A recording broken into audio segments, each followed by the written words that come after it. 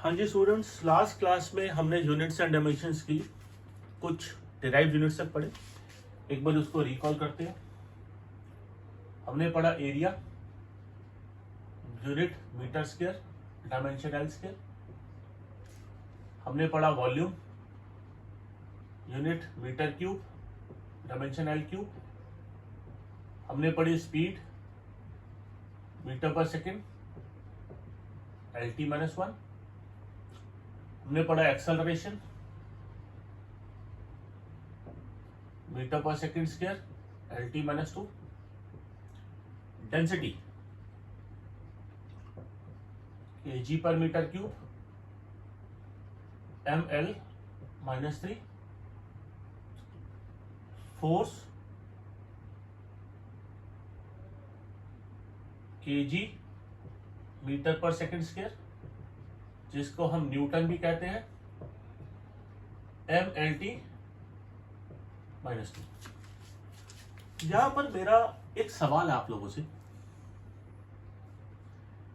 एक Newton force एक Newton उसका यूनिट है। एक न्यूटन फोर्स कितना होता है? मतलब मैं आपको बोलूं कि आपने अपने साथ में बैठे वाले किसी बच्चे को एक न्यूटन फोर्स से धक्का मारना है, तो आप कितनी जोर से धक्का मारोगे? राइट? ये आपको सोच रहा है, थॉट के लिए मैं दे रहा हूं, क्योंकि फोर्स आपने पहले भी पढ़ा हुआ। और सोचने के बाद ये आप मुझे व्हाट्सएप करके या फोन पे बता सकते हो। जो भी इसका जवाब मुझे पहले देगा उसके लिए एक चॉकलेट पक्का। ठीक है? जैसे ही लॉकडाउन खुलेगा चॉकलेट उसकी रिजर्व होगी। एक न्यूटन फोर्स कितना होता है? एक न्यूटन फोर्स से आपने धक्का मारना है। आप, मुझे पता है आप इस तरीके से बोल सकते हो, लेकिन मैं कि 1 newton force is the force which produces an acceleration of 1 metre पर second square to 1 KG mass. ऐसा कुछ लोग आप में से जवाब दे सकते हो, बट उससे मुझे ये नहीं पता चलेगा कि मुझे सामने वाले को धक्का कितनी जोर से मारना है, कितनी जोर से मैं बोर्ड को धक्का दूं, कितनी जोर से दूं कि वो 1 न्यूटन का धक्का हो, है ना? तो मुझे इस कॉन्टेक्स्ट में बताओ, फिजिकल कॉन्टेक्स्ट में, कि मुझे करना है तो ये कैसे होगा।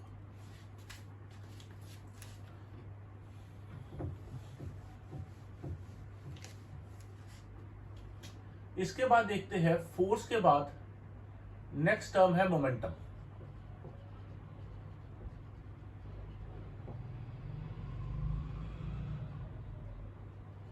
Pressure,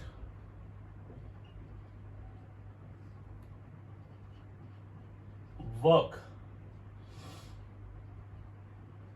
and power.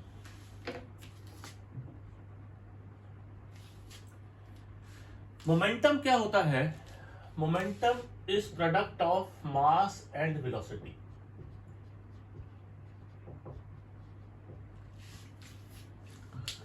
आप मोमेंटम को डिफाइन करते हैं, it is a quantity of motion contained in a body.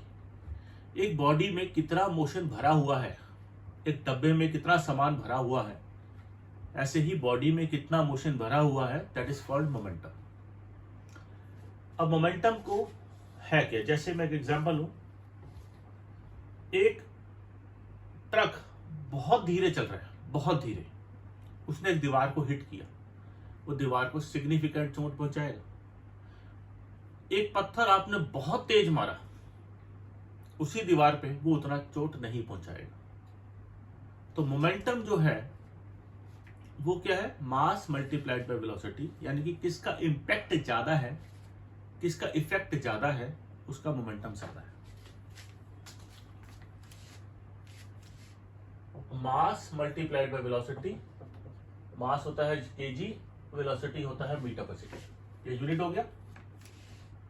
और M L T minus one, ये डायमेंशन हो गया।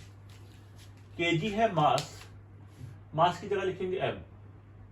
मीटर है लेंथ, लेंथ की जगह लिखेंगे एल। सेकेंड है टाइम, टाइम की जगह लिखेंगे टी। पावर सेम है, केजी की पावर 1, यहां भी 1, मीटर की पावर 1, यहाँ भी 1, सेकंड की पावर -1, यहाँ भी -1, तो पावर सब जगह सेम है। मैं ट्रक का एग्जांपल ले रहा था, अगर एक ट्रक का मास 1000 या 10,000 किलो है और उसकी स्पीड 10 मीटर पर सेकंड है, तो उसका मोमेंटम हो जाएगा 10 की पावर 5 kg मीटर पर second. On the other hand, आप 1 किलो का पत्थर लेते हो और उसको 10 की पावर 5 मीटर पर सेकंड से फेंकते हो। 1 किलो के पत्थर को 10 की पावर 5 मीटर पर सेकंड, यानी कि 1 लाख किलोमीटर पर सेकंड से फेंकते हो, तो वो same momentum, same impact deliver करता है। तो इंपैक्ट जो है, जो किसी भी बॉडी का आप मेजर करोगे, वो उसका मोमेंटम है, होगा उसका मास इनटू वेलोसिटी का प्रोडक्ट होगा। फिलहाल आपको ज्यादा डिटेल में ना जाते हुए, सिर्फ या आप स्क्रीन को पॉज करके लिख सकते हो, ज्यादा डिटेल में ना जाते हुए आपको यूनिट और डायमेंशन याद रखनी है। प्रेशर का एक दूसरा नाम स्ट्रेस भी होता है।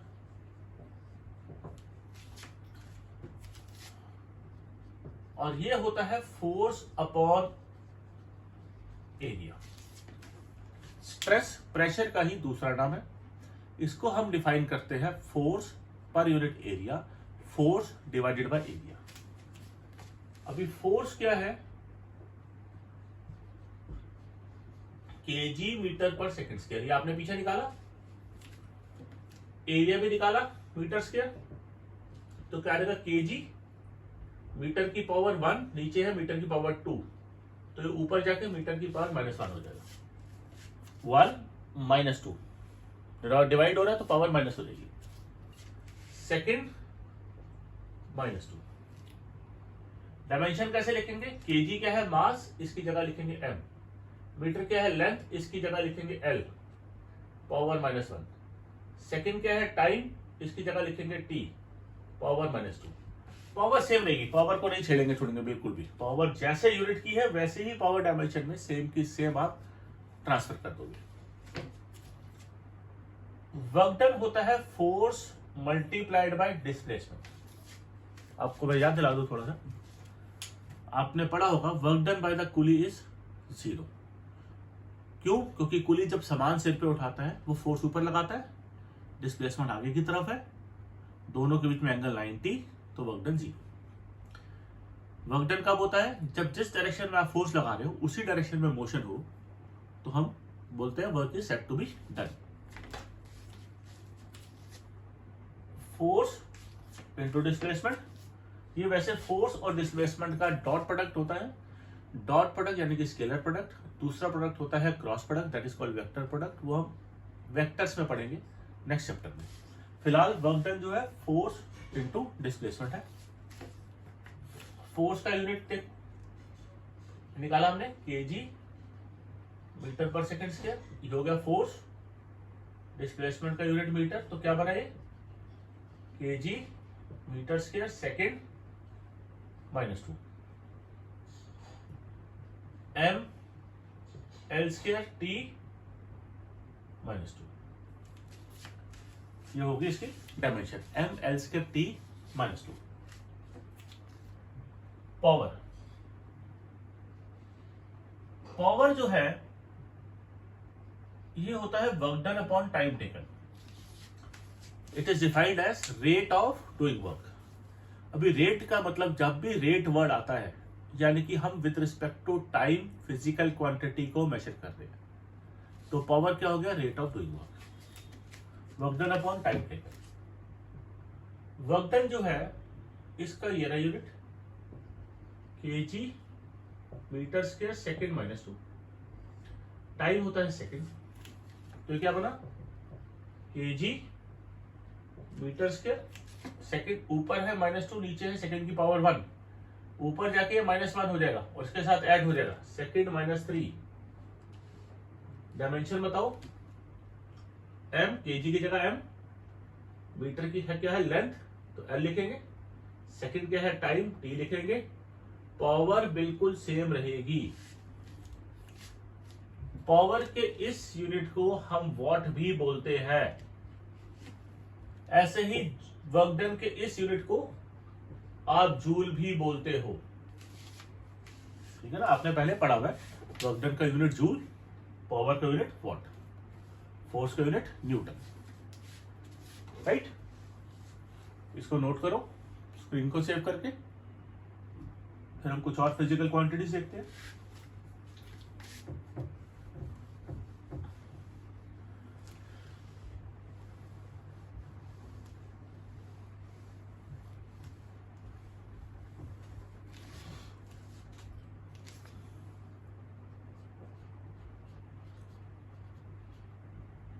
टॉर्क,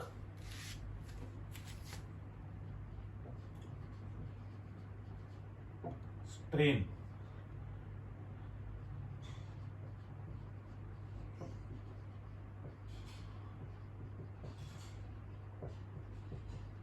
मॉडुलस ऑफ इलास्टिसिटी,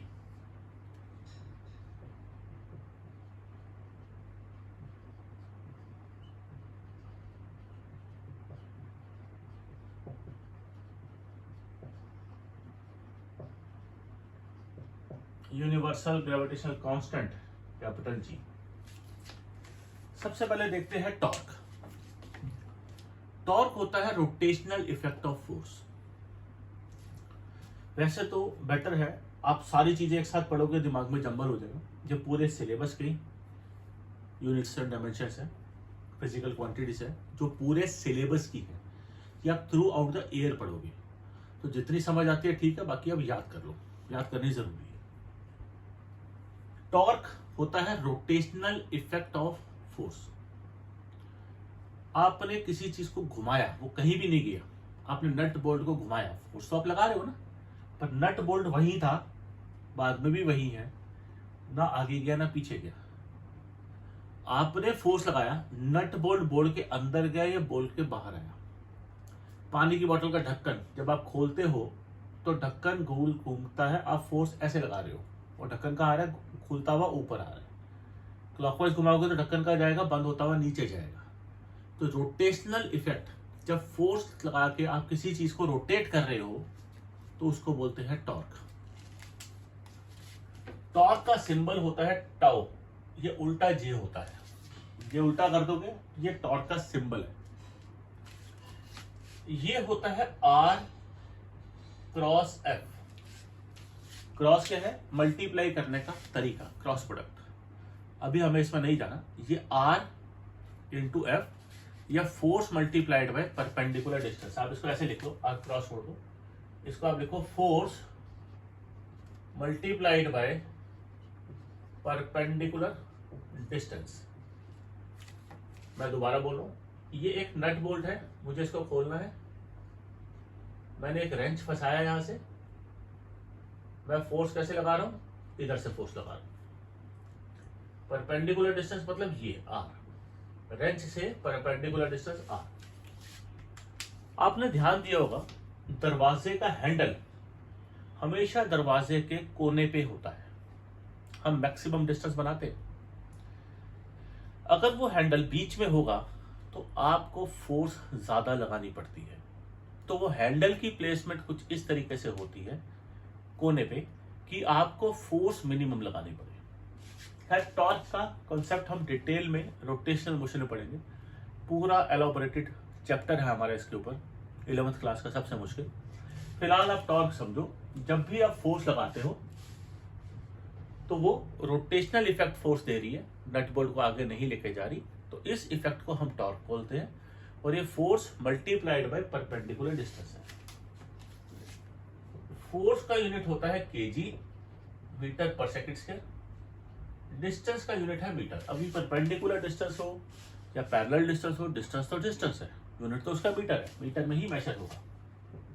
तो ये बन जाएगा KG metre square second minus 2। और डायमेंशन लिखो इसकी, इसकी डायमेंशन हो जाएगी, यहां लिख देता हूं, केजी की जगह मीटर एम, केजी क्या है मास एम, मीटर क्या है लेंथ होगा एल पावर स्क्वायर, यहां भी पावर 2 यहां भी 2, सेकंड क्या है टाइम टी माइनस 2। अभी देखो टॉर्क और वर्क डन की डायमेंशन सेम है, वर्क की खोल के देखोगे ना, वो भी M L square T minus 2 है।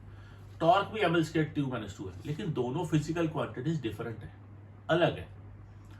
एक नंबर का क्वेश्चन आपको आता है, name two physical quantities having same dimensions. तो आंसर क्या है? टॉर्क एंड वर्क डन, दोनों same physical, same dimensions, same units भी शेयर करते हैं, लेकिन क्वांटिटी दोनों अलग अलग। स्ट्रेन होता है change in length upon original length. आप यहां पर पॉज करके नोट कर लो, क्योंकि मुझे बोर्ड में जगह चाहिए होगी तो मैं साथ साथ रब कर ही जाऊंगा, आप पॉज करके साथ साथ नोट कर लेना, ठीक है।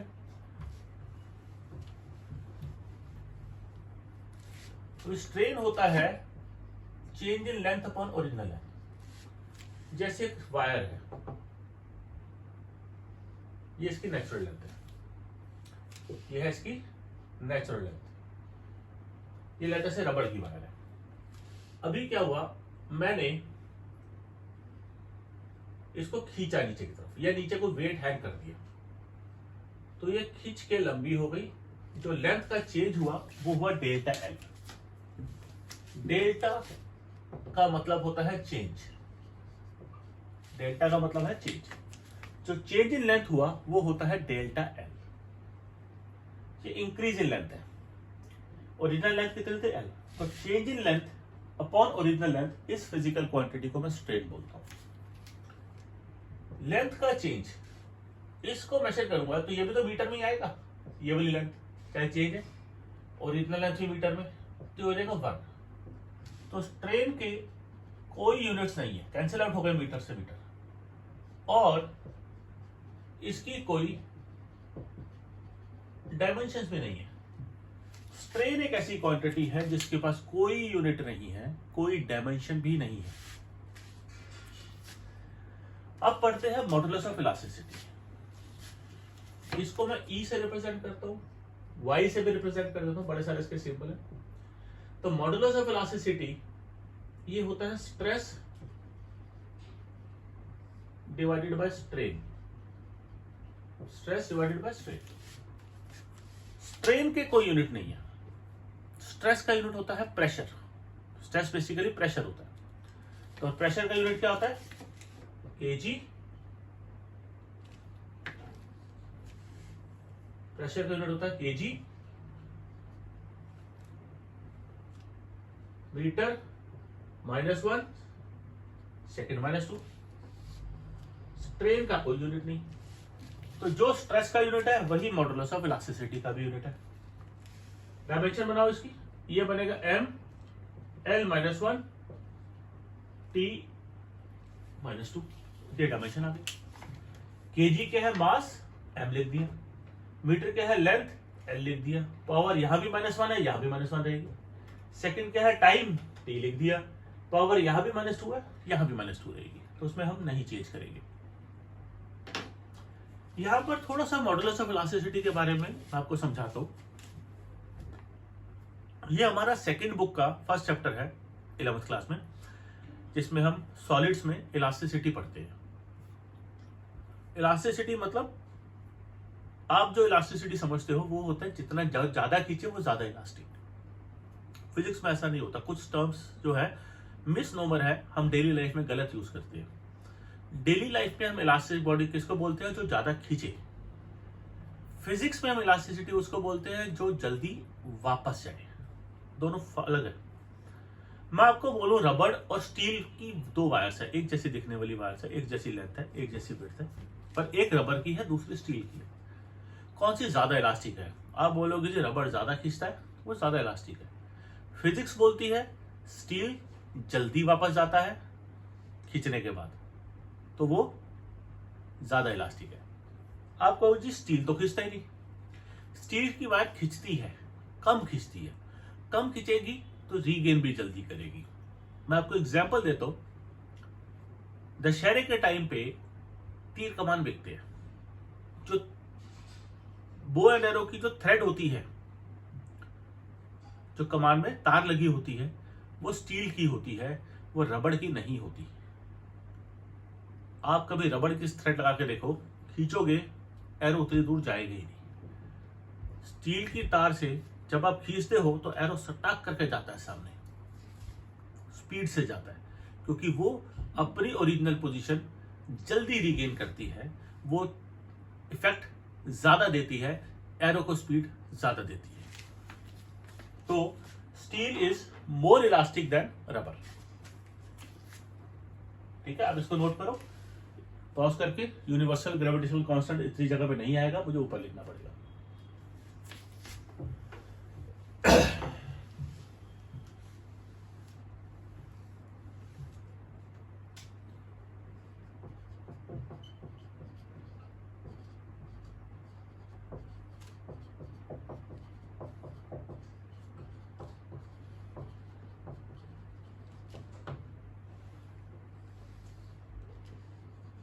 यूनिवर्सल ग्रेविटेशनल कांस्टेंट, जिसको हम कैपिटल जी से रिप्रेजेंट करते हैं। ग्रेविटेशन आपने 9th क्लास में पढ़ा था, मैं एक बार याद दिला दूं।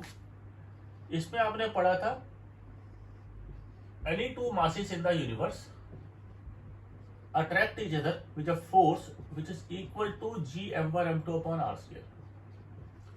Any two masses in the universe attract each other with a force which is equal to g m1 m2 upon r square. इसमें g क्या था? Universal gravitational constant. तो मैं g निकालना चाहूंगा तो r स्क्वायर को ऊपर ले आऊंगा अपॉन m1 m2। अभी फोर्स क्या है? kg मीटर पर सेकंड स्क्वायर, ये मेरा फोर्स है। r क्या है? लेंथ यानी कि मीटर का स्क्वायर। m1 m2 क्या है? kg, ये भी kg, ये भी kg। kg multiplied by kg is kg square. Solve करो, क्या आएगा? kg ऊपर 1 नीचे 2, kg minus 1। Metre multiplied by metre square, metre cube. Second की पावर माइनस 2। तो ये यूनिवर्सल ग्रेविटेशनल कांस्टेंट का यूनिट आ गया। डायमेंशन बनाओ, m माइनस 1, मीटर क्या है? Length, l cube, t minus 2। अभी आज के लिए हम इतने ही यूनिट्स पढ़ेंगे, इतने ही डायमेंशंस पढ़ेंगे। है तो काफी सारे एक साथ बता दूंगा, आपके दिमाग में जम्बल हो जाएंगे, इसलिए थोड़े थोड़े करके बताऊंगा। टोटल 20 से 22 ही याद करने हैं, सारे नहीं याद करने। किताब में तो आपके 400 दे रखे हैं। सिर्फ 20-22 से हमारा काम चल जाएगा। जितने हमारे न्यूमेरिकल्स है वो हो जाएंगे जो हमारे को रिक्वायर्ड है, उसके बाहर से कोई नहीं आएगा, बी एश्योर्ड। राइट, इसको नोट करो। फिर हम इसमें क्वेश्चंस देखते हैं कि इसमें क्वेश्चंस किस टाइप के आते हैं।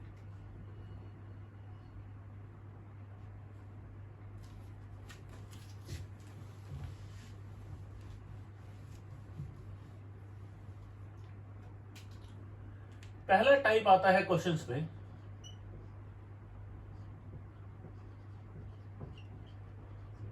टू कन्वर्ट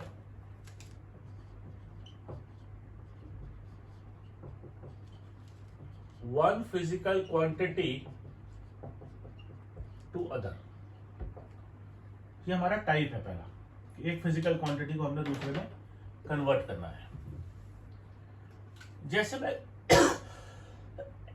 एक सिस्टम ऑफ यूनिट्स में n मेरा न्यूमेरिक वैल्यू है, m1 l1 t1, ये मेरा यूनिट है। यूनिट जब भी बनाओगे, यूनिट में क्या होगा? मीटर भी होगा, केजी भी होगा, सेकंड भी होगा, पावर अलग अलग हो सकती है। दूसरे सिस्टम ऑफ यूनिट में न्यूमेरिक वैल्यू बदल जाती है, क्योंकि मेरा यूनिट बदल जाता है।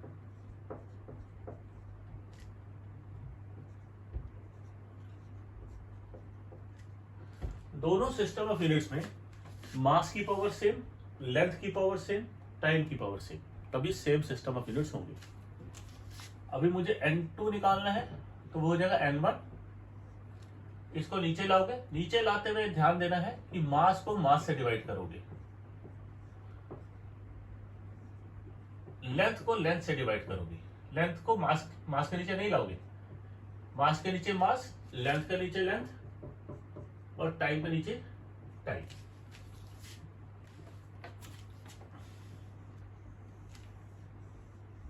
ये बन गया हमारा फॉर्मूला। बहुत ज़्यादा यूजफुल नहीं है ये, हम सीधा भी कर सकते हैं। जैसे क्वेश्चन आता है,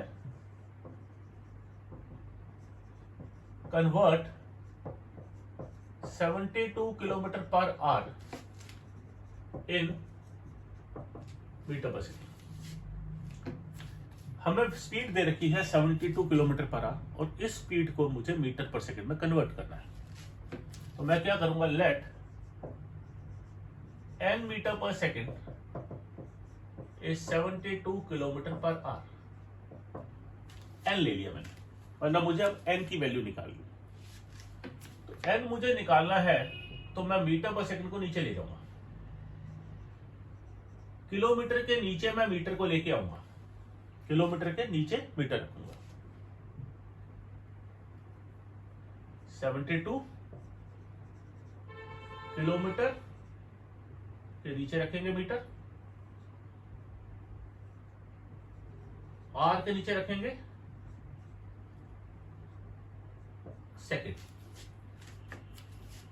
इसको नीचे लेकर आए, नीचे ले गए। पावर जो जैसी है वैसे ही रहेगी।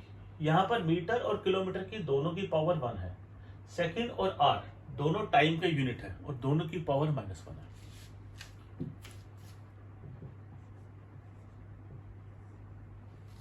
अब स्क्वायर ब्रैकेट लगाएंगे और पावर अलग से ऊपर कॉमन लगाएंगे, अलग अंदर नंबर अलग से मत लगाना। 1 किलोमीटर इज 1000 मीटर, तो मैंने इस कन्वर्ट कर दिया किलोमीटर को मीटर में। अब कन्वर्जन से क्या होगा, ये मीटर में मीटर कट जाएगा, मेरे पास सिर्फ न्यूमेरिकल वैल्यू आ जाएगी। ऐसे ही 1 our is 60 into 60 3600 seconds. 1 our is 60 multiplied by 60 3600 seconds.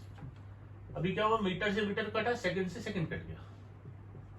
72 into 1000, यहां ध्यान देना 3600 की पावर -1 है, तो 3600 जो है वो नीचे आ जाएगा 0 0 0 0 518। तो 72 इंटू 5 बाई 18 कितना आएगा, 20 मीटर पर सेकेंड। 18 से ये कटता है 4 4 5 20, तो n जो है वो 20 आ जाएगा। यूनिट नहीं लिखूंगा क्योंकि मैं सिर्फ n की वैल्यू निकाल रहा हूं। नीचे आप अलग से लिखोगे, यहां पर 72 kilometre per hour is equal to 20 metre पर सेकेंड। आराम से समझ के नोट करना, इंपॉर्टेंट टाइप है न्यूमेरिकल का। इस पे 3 नंबर का न्यूमेरिकल ऐसे आपसे पूछा जाता है, नोट करो इसको।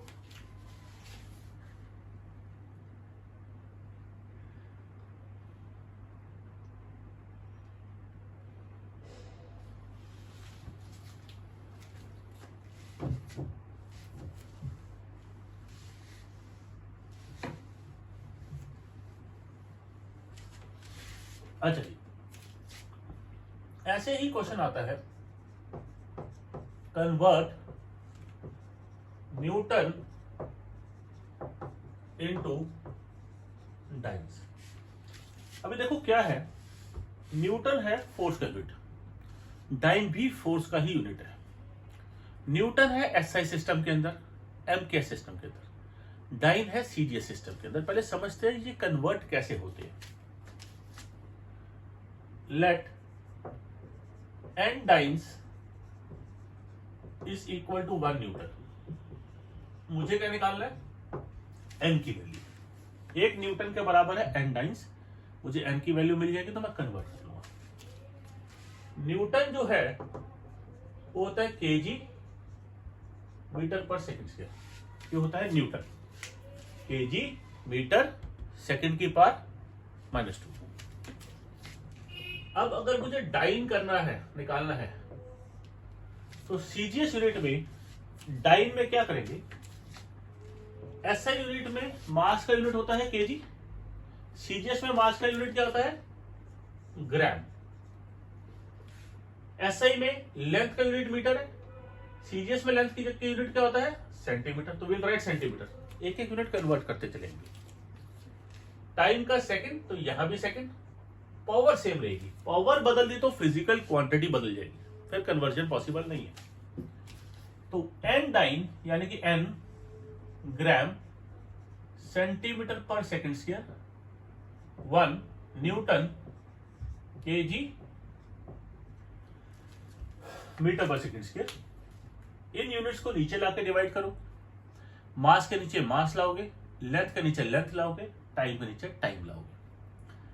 डिवाइड करने के बाद जो भी एन की वैल्यू आएगी आपको फाइंड आउट करनी है।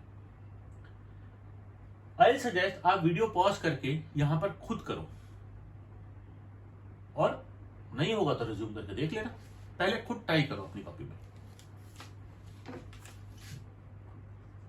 n इज इक्वल टू 1 नीचे लाओगे, केजी के नीचे ग्राम को लाओगे, क्योंकि केजी मास का यूनिट है, ग्राम भी मास का यूनिट है। इनकी पावर है 1। मीटर के नीचे लाओगे सेंटीमीटर, मीटर और सेंटीमीटर दोनों लेंथ का यूनिट है। सेकंड के नीचे लाओगे सेकंड, दोनों टाइम का यूनिट है। 1 kg इज 10 की पावर 3 ग्राम।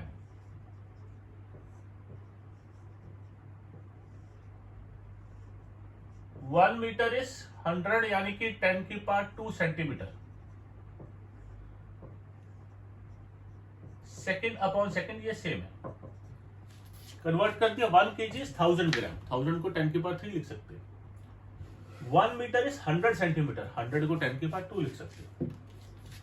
ग्राम से ग्राम कटा, सेकंड सेंटीमीटर से सेंटीमीटर, सेकंड से सेकंड। 10 की पावर 3 मल्टीप्लाइड बाय 10 की पावर 2, ये तो हो गया 1। ये आ गया 10 की पावर 5। तो 1 न्यूटन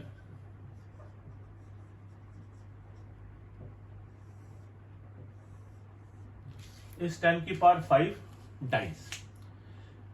ये आपको याद रखना है कि 1 न्यूटन 10 की पावर 5 डाइन के बराबर होता है। ठीक है ना? मैं रिपीट कर रहा हूं अपना सवाल। अब मैं आपको बोलूं कि एक डाइन की फोर्स से आपने धक्का देना है, वो धक्का कितना तेज होगा। 1 न्यूटन की फोर्स से आपने धक्का देना है, वो धक्का कितना तेज होगा, सोच के बताना आपने। ठीक है, इसको नोट करो।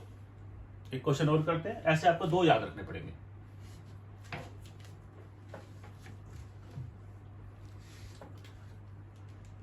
दूसरा है convert joule into aux.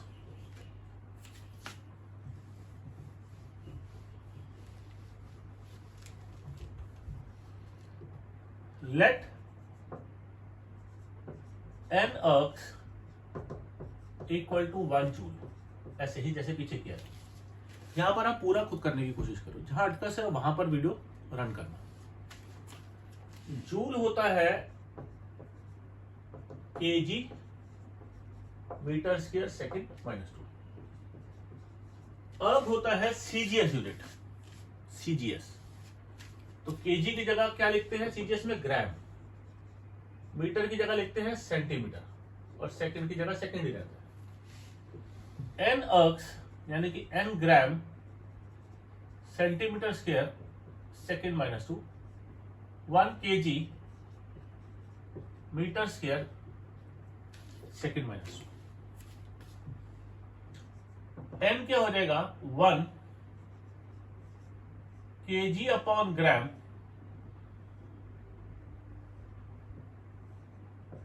Metre upon centimetre second upon second. Length के नीचे लेंथ लेकर आए, मीटर के नीचे सेंटीमीटर लेकर आए, केजी के नीचे ग्राम लाए, क्योंकि मास के नीचे मास लाना है, और टाइम के नीचे टाइम लाना है। ये गलती नहीं करनी, लेंथ के नीचे टाइम ले आओ, ये काम नहीं करना। सेम यूनिट्स को डिवाइड करेंगे। पावर जो जैसी थी वैसे ही ब्रैकेट लगा के बाहर लग दिया। ग्राम केजी, पावर 1 थी, यहां पर 1 रहने दिया, नहीं लिखा मतलब 1 है। सेंटीमीटर मीटर दोनों लेंथ है, पावर 2 है, 2 रहने दिया। सेकंड सेकंड पावर -2 है, 2 -2 रहने दिया। इसको नहीं छेड़ेंगे पावर। 1 kg कन्वर्ट करो 10 की पावर 3 ग्राम होता है अपॉन ग्राम। 1 मीटर में 100 सेंटीमीटर होते हैं, 10 की power 2 centimetre upon centimetre square. Second upon second -2। यह आ जाएगा 10⁻³ ग्राम से ग्राम कटा, सेंटीमीटर से सेंटीमीटर कटेगा, ध्यान देना 10⁻², और 2 और बाहर, तो 2 × 2 4, 10⁻4 1 सेकेंड, और सेकेंड डिवाइड कर दिया, ये आ जाएगा 10⁻7। 3 + 4 7, basis are same, powers are added, ये आ जाएगा 10⁻7। तो n की वैल्यू 10⁻7 आएगा। फाइनली आप इसको यहां पुट करोगे, 1 जूल इज 10⁻7 अर्ग्स। आपको दो वैल्यूज याद रखनी है। पहली मैंने थोड़ी देर पहले बताई, 1 Newton is 10⁻5 dance, 1 joule is 10⁻7 अर्ग्स।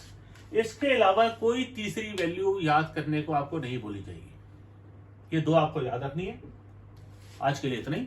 Thank you so much.